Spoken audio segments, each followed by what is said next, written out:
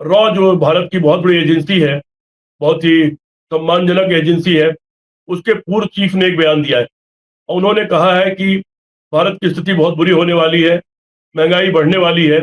ये पूरी तरह से असफल और अयोग्य प्रधानमंत्री साबित हुए हैं, जिनके पास कोई दूरदृष्टि नहीं है। दूर से चीजों को देख लेने, समझ लेने, भाप लेने, उसकी प्लानिंग बनाने का इनके पास कोई नजरिया नहीं है।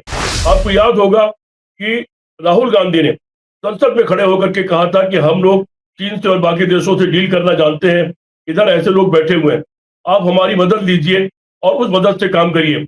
लेकिन उस तरह की कोई मदद नहीं ली गई, चर्चा नहीं की गई और उसका दुष्परिणाम देश को भुगतना पड़ा। सिंदूर के ऑपरेशन के टाइम में पाकिस्तान के साथ कुछ देश खड़े हो गए, हमारे साथ एक भी देश खड़ा नहीं हुआ। तो इतनी बुरी हालत में ला करके खड़ा कर दिया हमको, और इस गुनाह को यह देश माफ नहीं करेगा।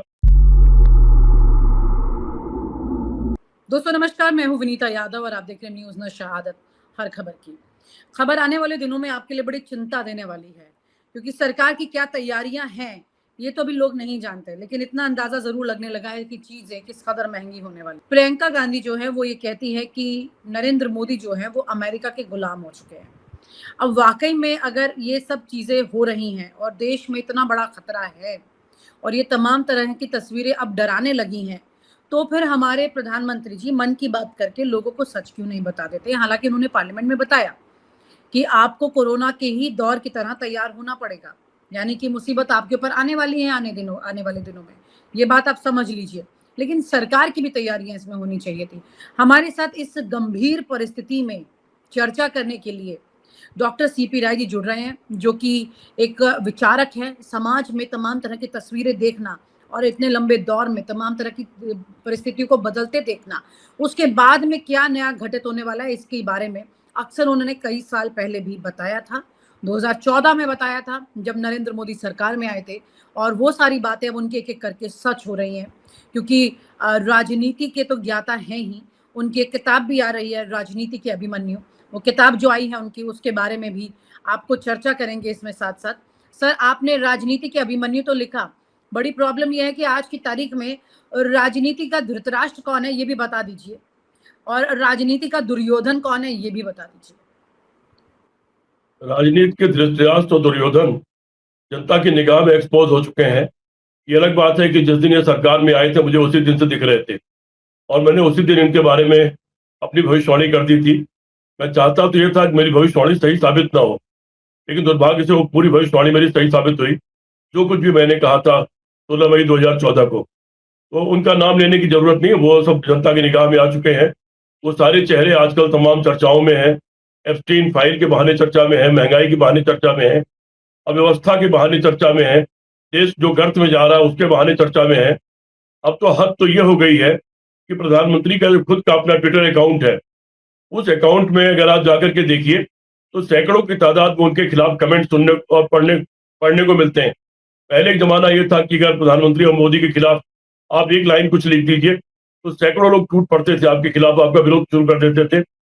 लेकिन अब जनता में इतनी हिम्मत आ चुकी है कि खुद नरेंद्र मोदी के अकाउंट में जाकर के जनता ने खूब इनके ऊपर तमाम अनाप शनाप बोला है, लिखा है और इनकी तमाम बुराइयां एक्सपोज किया है। तो रोड पर जब वो निकले हैं कैंपेन करने, तो एक वीडियो वायरल हो रहा है जिसमें एक व्यक्ति कह रहा है कि अंकल गैस कब मिलेगी, प्रधानमंत्री नरेंद्र मोदी। बिल्कुल सही बात है, जनता का दर्द है वो, लेकिन उससे मोदी को मतलब क्या है?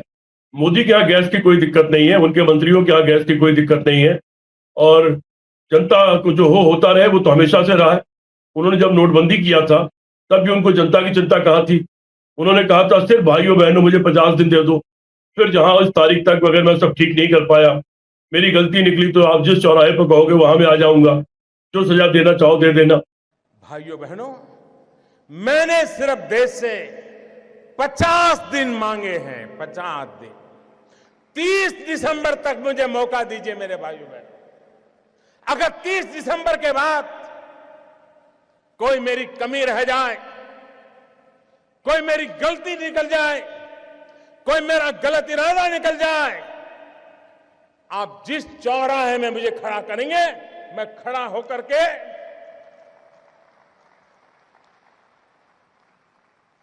देश जो सजा करेगा वो सजा भुगतने के लिए तैयार हूं।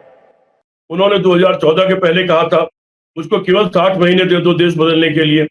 अब कहते हैं 2047 तक ये देश तरक्की करेगा। उनकी बातों का कोई मतलब नहीं है, जनता उनके बारे में समझ चुकी है। अभी जो हालात देश के हो रहे हैं वो बड़े बुरे हैं। अभी रॉ जो भारत की बहुत बड़ी एजेंसी है, बहुत ही सम्मानजनक एजेंसी है, उसके पूर्व चीफ ने एक बयान दिया है और उन्होंने कहा है कि भारत की स्थिति बहुत बुरी होने वाली है, महंगाई बढ़ने वाली है, और उन्होंने कहा है कि ईरान जीतेगा। लेकिन बाकी जो सारी हमारी नीतियां हैं, पॉलिसी है, 2-3 महीने के भीतर इस देश में क्राइसिस आ जाएगी, तमाम चीजों की, पेट्रोलियम की, एलपीजी की, तमाम चीजों की क्राइसिस आ जाएगी, बल्कि बहुत चीजें खत्म हो जाएगी और उसके बाद महंगाई बेतहाशा बढ़ेगी। इधर ही सरकार ने 2-3 बार सिलेंडर के दाम बढ़ा दिए, आज पेट्रोल पर और डीजल पे 1-1 रुपया बढ़ा दिया है। तो सरकार ये काम शुरू कर चुकी है। कही दिया मोदी ने खुद संसद में भाषण देते वक्त कि कोरोना काल में जो परिस्थितियां आई थी और सबने मुकाबला किया था, उसके लिए तैयार रहिए। कोरोना काल भी इनकी मूर्खताओं की देन था। हम जैसे लोग तो शुरू से सोच रहे थे कि ये जो तरीका अपना रहे हैं कोरोना से निपटने का, ये तरीका ठीक नहीं है, पूरे देश को बंद नहीं रहना चाहिए। मेरे सोशल अकाउंट पे आप चले जाइए, कोरोना काल को आप पहले दिन को पढ़ लीजिए। मैंने उस वक्त ये कहा था, लिखा था, और उसमें प्राइम मिनिस्टर को टैग किया था, और तब मैंने ये लिखा था कि पूरा देश बंद करने के बजाय सिर्फ जो विदेश से लोग आ रहे हैं उन लोगों के लिए होटल बहुत सारे एक्वायर कर लिए जाएं और बहुत सारे हॉस्पिटल एक्वायर कर लिए जाएं देश के उन सारी जगहों पर जहां जहाज विदेश से आने वाले जहाज उतरते हैं। और तब मैंने उसमें लिखा था कि जो लोग नहीं बीमार हैं उनको उस होटलों में 15-15 दिन क्वारंटाइन किया जाए देश की सरकार के खर्चे पर, और जो बीमार निकलते हैं उनको अस्पतालों में वही भर्ती कर दिया जाए, और जब वो ठीक हो जाए तब उनके घर भेजा जाए। अगर ये किया गया होता तो मुश्किल से 2-4 लाख 5 लाख लोग विदेश में रहे होंगे, और वो लोग किस तरीके से उनको डील किया गया होता तो कोरोना नहीं फैला होता। और जो 50-60 लाख लोग मर गए पूरे देश के, उतने लोग देश के नहीं मरे होते, और जो तमाम मुसीबतें झेलनी पड़ी देश की जनता को, वो मुसीबतें नहीं झेलनी पड़ी होती। तमाम मजदूरों को जो पैदल चलना पड़ा इतने हजारों हजारों मील, वो नहीं चलना पड़ा होता। लोगों को खाना नहीं मिला, लोग भूख से मर गए, लोगों को दवाई नहीं मिली, लोग दवाई से के बिना मर गए, वो सारी परिस्थितियां नहीं झेलनी पड़ती। लेकिन जो मैंने कहा था शुरू में ही मोदी के बारे में, ये आदमी दूरदर्शी नहीं है, ये आदमी आने वाले वक्त में बहुत असफल और अयोग्य प्रधानमंत्री साबित होगा। ये 16 मई 2014 को मैंने कहा था एक बड़े टीवी चैनल की चर्चा में, अपने रात के 10 से 11 के कार्यक्रम में। तो मेरी वो बात सही साबित हुई है। ये पूरी तरह से असफल और अयोग्य प्रधानमंत्री साबित हुए हैं, जिनके पास कोई दूरदृष्टि नहीं है, दूर से चीजों को देख लेने, समझ लेने, भाप लेने, उसकी प्लानिंग बनाने का इनके पास कोई नजरिया नहीं है। दूसरे, जरूरी नहीं कि हर आदमी हर काम जानता हो। राजनीति शास्त्र में एक बहस है कि मंत्री तो हर चीज का एक्सपर्ट नहीं होता, तो वो कैसे काम करेगा, वो किसी अपने विभाग के काम के बारे में कैसे जानेगा। तो उस पर जवाब दिया गया है कि मंत्री can't be expert but there are experts to help him, कि मंत्री खुद विद्वान नहीं हो सकता हर विषय का, लेकिन उन विषयों के तमाम विद्वान और जानकार उसकी मदद के लिए रखे जाते हैं, जिनकी मदद से वो काम करता है और उनकी सलाह सुनता है।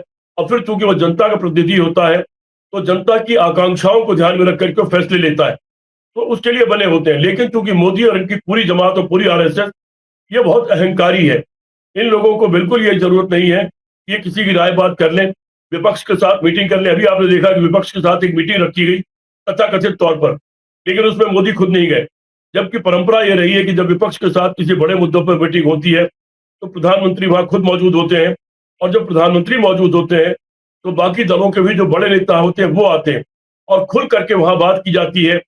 देश की सरकार के पास क्या जानकारियां हैं, वो जानकारियां विपक्षी नेताओं को साझा की जाती है, और फिर विपक्ष के नेता जो बड़े बड़े अनुभवी लोग हैं जिन्होंने सरकारें चलाई हैं, वो अपने अनुभव के आधार पर सरकार को अपनी राय देते हैं, अपने सुझाव देते हैं, और फिर सरकार अगर सुझाव मानती है तो पूरे देश का वो एक निर्णय हो जाता है और उसके आधार पर सरकार निर्णय लेती है, तो देश समस्याओं से बच जाता है। लेकिन चूंकि ये स्वभाव नहीं इन लोगों का है, अहंकारी लोग हैं, जबरदस्त अहंकार इन लोगों में है, इसलिए हर मामले में ये फेल होते जा रहे हैं। आपको याद होगा मनमोहन सिंह जी ने कहा था, जब नोटबंदी के बाद उन्होंने कहा था कि 2% जीडीपी का नुकसान होगा, और वो हुआ, उससे ज्यादा हुआ। फिर जब नुकसान हो गया तो मनमोहन सिंह ने कहा था कि अच्छा जो हो गया जाने दीजिए, आइए अब मिल करके बैठ के बात किया जाए कि देश को अब कैसे बचाया जाए, कैसे संभाला जाए। उन्होंने खुला ऑफर दिया था कि आइए हम चर्चा करते हैं कैसे देश को ठीक किया जाए।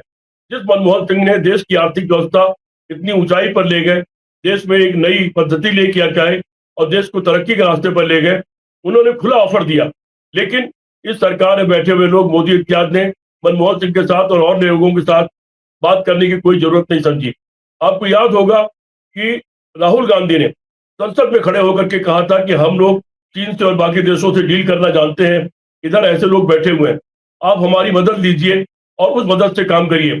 लेकिन उस तरह की कोई मदद नहीं ली गई, चर्चा नहीं की गई और उसका दुष्परिणाम देश को भुगतना पड़ा। ये इस तरह के लोग हैं। अभी ये देश बड़ी समस्याओं में आ गया है, क्योंकि विदेश नीति को इन्होंने बिल्कुल यू टर्न करा दिया है।